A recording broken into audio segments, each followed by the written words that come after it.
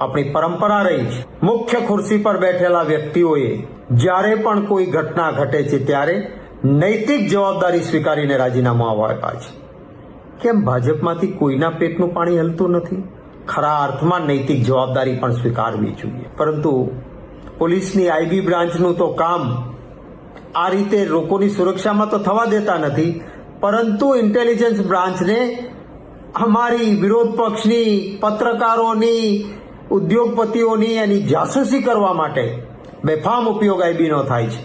પરિણામે ગુજરાતમાં ડ્રગ્સ આવે છે, ગુજરાતમાં દારૂ વેચાય છે, અડ્ડાઓ ચાલે છે, કતલખાનાઓ ખુલ્લેઆમ ચાલે છે, કારણ કે બધા જ ધન ભંડોળ આપે છે.